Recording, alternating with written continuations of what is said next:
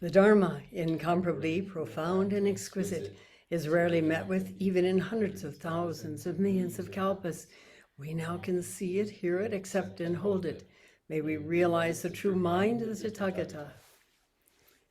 Back in the 13th century in Japan, 13th and 14th centuries, there were three unusually exemplary men, Nampo Jomyo, Shuho Myocho, and Kanzan Egen. You will be familiar with these because they are in our Rinzai lineage chant. And they are known together, the three of them, as the Otokan from Daito Kokushi, who is Nampo Jomyo, and Daito Kokushi, who is Shuho Myocho, and Kanzan Egen. Kokushi, it means national teacher. And these are titles given by the emperors in Japan. Daito Kokushi was the founder of Daitokuji, which is probably is one of the earliest Rinzai headquarter temples in Japan. And it still functions. It was founded somewhere in the 1200s or early 1300s. And Daito Kokushi was famously deeply realized, as were the other two as well. And exemplars in terms of their dedication to their practice and their dedication to the post-Satori training and the long maturation. The post-Satori training is the work on the subsequent koans. The long maturation is the working to become aware of all of our stuck places, our attachments, our negative habit patterns, and release them through clarity and understanding and a willingness to be present with them. After Daito Kokushi completed his training, he actually disappeared for quite a long time. And this was of concern to the emperors who were sponsoring him and who were very much aware of the depth of his awakening. And finally, they were able to find him. He had gone into the backwoods, so to speak, gone into the countryside, and essentially apprenticed himself to the local villagers to do whatever handyman work was needed. He did not reveal his title by any means, and actually I don't think he had that title yet. But he simply humbly served. And eventually the emperor sent a messenger to the village and found him and asked him to come back to the capital to teach the emperor. There's a series of emperors in Japanese history who really deeply practiced Zen. And at any rate, the villagers were horrified that they had been using this man who was a very famous man. They didn't realize, and he was certainly not letting on that he had any value for just helping him bring in the hay or repairing equipment or whatever else. He was simply and deeply and profoundly humble, which is an expression of someone who has gone a long way in practice. If there is somebody that you know of or have heard of, whether historically or in the present, who takes pride in being famous, or who makes efforts to become famous, to become well known. That's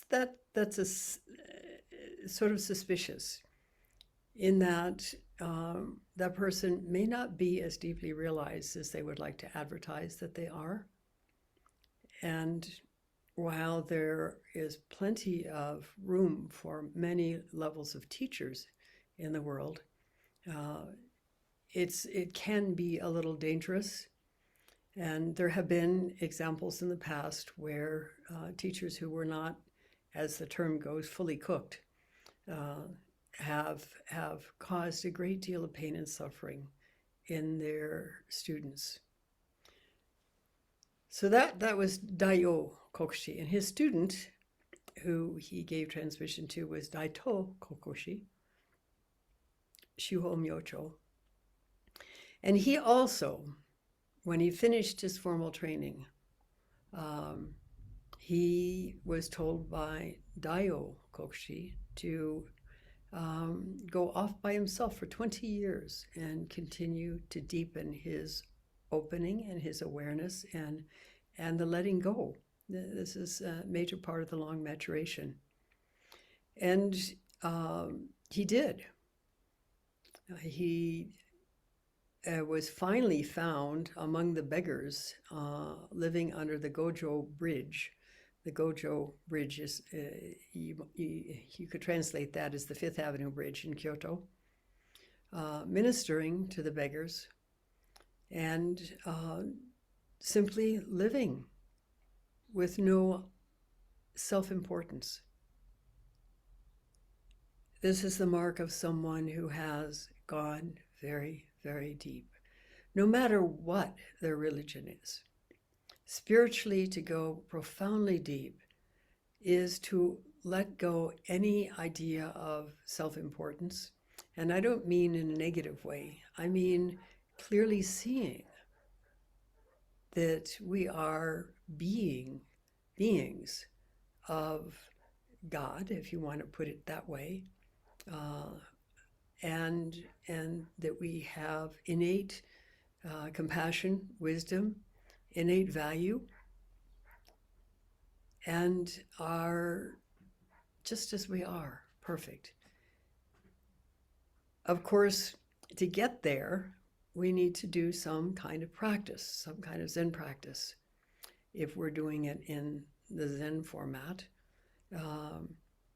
There are various other practices in various other spiritual traditions that have been able in the past to bring people through dedication to that level of being. It's really like uncovering who we really are. That perfect, humble, naturally compassionate, naturally wise human being. And this is the ultimate aim of our Zen practice, if we're talking about Zen. It's also really the aim of any spiritual practice that is a legitimate spiritual practice, is to express the innate perfection. In the Bible, it says, for example, that we come in the image of God. That is not that we are separate from God. We are imbued. There is no separation. But over years, over decades, over millennia, sometimes, religions get ossified and fall into dogma and make decisions about who is and who isn't valued. But I have diverged. Daito Kokushi, when he finished his training, as I said, he went and lived among the beggars in Kyoto, working on bumping into his stuff. And we all have stuff. We all have embarrassments, frustrations. We all are find ourselves in just encounters with other people that bring us to feel upset, off balance, anxious, wishing we weren't there, all of that. That means we're caught in some level. And of course, the way to uncatch ourselves is to keep searching for who we really are, beyond all limitations, beyond all images, beyond all ideas, beyond all thoughts. And as part of that, when we find ourselves embarrassed or anxious or upset, to tune in to what that feels like in our body and to be with that energy until it dissolves. In this way, it lets go.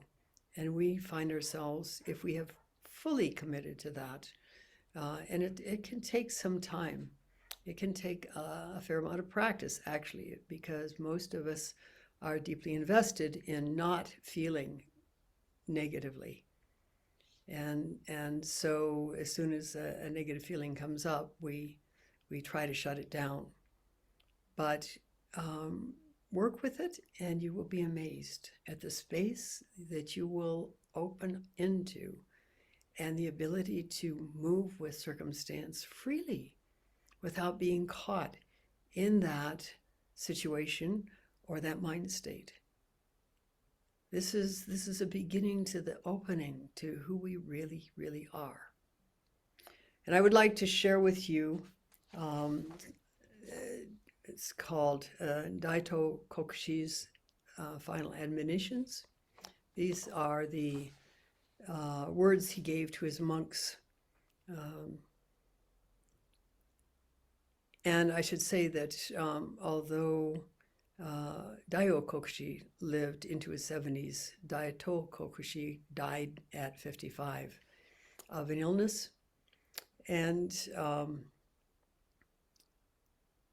I'm sure he died without regret, without fear, without anxiety.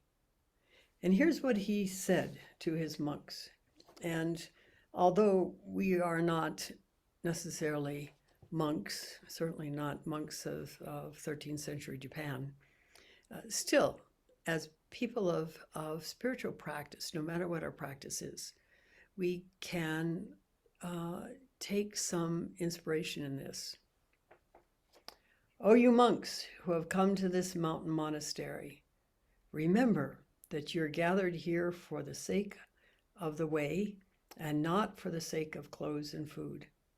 As long as you have shoulders, you will have clothes to wear, and as long as you have a mouth, you will have food to eat. Be ever mindful throughout the 12 hours of the day to apply yourselves to the study of the unthinkable. And it's not study. That's not really a good translation of that word. It's more like the search for the unthinkable. Because who we really are, no matter what our religion is, even if we're a-religious, who we really are is beyond thought. And within that is tremendous freedom. And not only tremendous freedom, but also the ability, when we realize it deeply enough, to simply move with circumstances in the most optimal ways without any instructions, any ideas about how to go about it.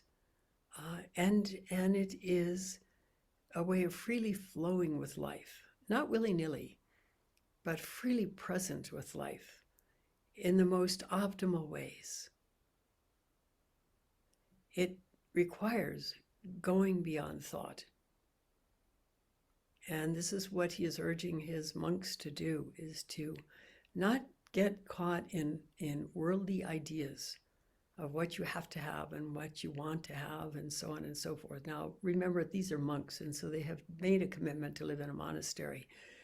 Those of us who are living out in the world We're not living in monasteries. We do need to have vehicles for transportation. We do need to have some place to live, a house or an apartment or whatever.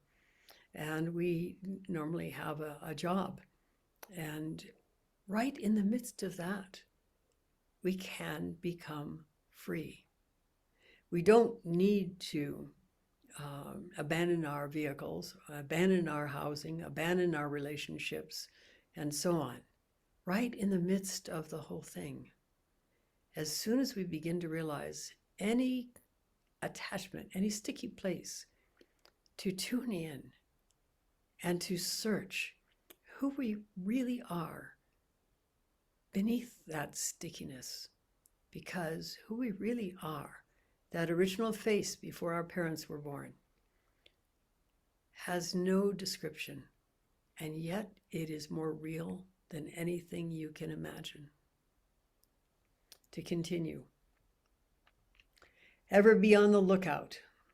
After my departure, some of you may preside over 5 temples in prosperous conditions, with towers and halls and holy books decorated in gold and silver, and devotees may noisily crowd into the grounds.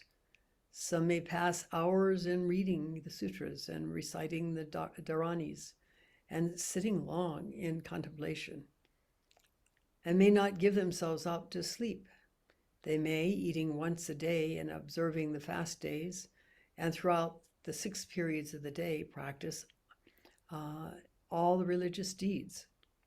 Even when they're thus devoted to the cause, if their thoughts are not really dwelling on the mysterious and untransmissible way, the mysterious and untransmissible way. And this is what it is. He labels it in terms of Buddhist practice, but there are, whatever religion has some way to call the uncallable, the unthinkable, the unnameable by some kind of name in order to refer to it.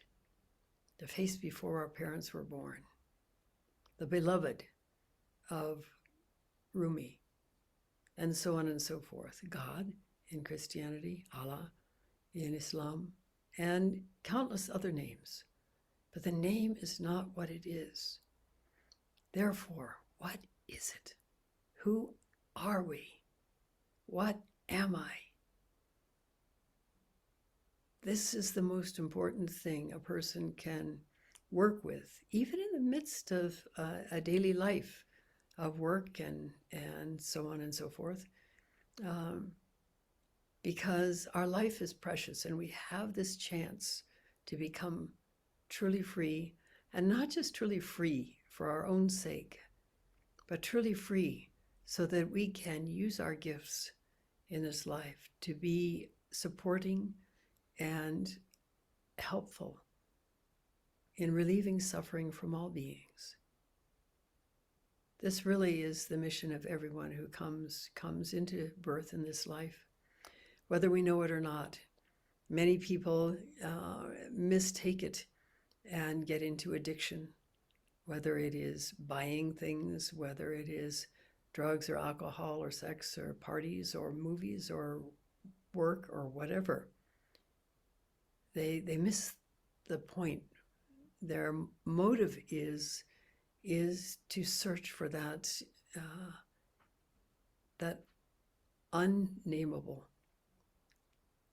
But those of us who are sitting here listening to this teisho have stepped out of that track enough to be able to hear and to wonder, and hopefully to practice deeply, to reach deep within ourselves, to uncover that unnameable, and to live it fully.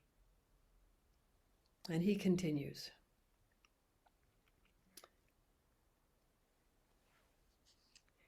Even when they are thus devoted to the cause, if their thoughts are not really dwelling on the mysterious and untransmissible way, and they may yet come to ignore the law of causation, ending in demise of the true practice. The law of causation, by the way, is karma.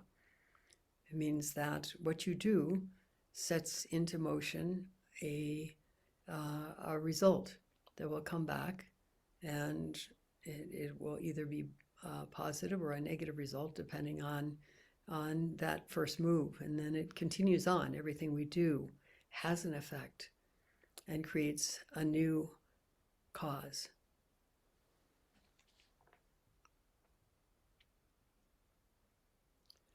All such belong to the family of evil spirits. However long my departure from the world may be, they are not to be called my descendants. Let, however, there be just one individual who may be living in the wilderness in a hut thatched with one bundle of straw, and passing his days by eating the roots of wild herbs cooked in a pot with broken legs. But if that person single-mindedly applies themselves to the study of their own affairs, meaning searching deeply within for the truth of each moment, they are the very one who has a daily interview with me and know how to be grateful for their life. Who should ever despise such a one? Work hard, work hard. And we work hard through attention and awareness. Attention and awareness are what are most important tools in this life. When we employ the extended out breath, we are working towards honing our attention and awareness by letting go of distractions, because you cannot extend the out breath without letting go. So it is a vital, vital practice in terms of helping us move more deeply into an area of search that is beyond words. I cannot emphasize how vital it is in this short life, however long we have, to fulfill that mission that we came in for, to open to that original face, to know it fully, to live it fully, to let go little by little by little by little our attachments so that we can freely function in this world, offering compassion and wisdom and appropriate behavior, no matter what we're doing. And that could mean being the President of the United States. It could mean being the janitor. It could mean being, you name it. It is our attitude, our awareness, our ability to simply be without attachment, freely understanding the moment as it is and responding to it in the most appropriate, helpful, compassionate ways. This is why we were born. This is why we practice. This is why we yearn to comprehend who and what we really are, whether we put it in those words or not. And we can. And all along the way, even though it may seem challenging, in fact, it is challenging. It's very simple, but it's very challenging. And many people step off that path long before they reach a point of true fruition. But I hope that none of you do, because the world depends on it. I think that's enough for today. I thank you for listening, and I never did announce that this is the first day of this session here in August 2022. We'll stop now and recite the 4 vows.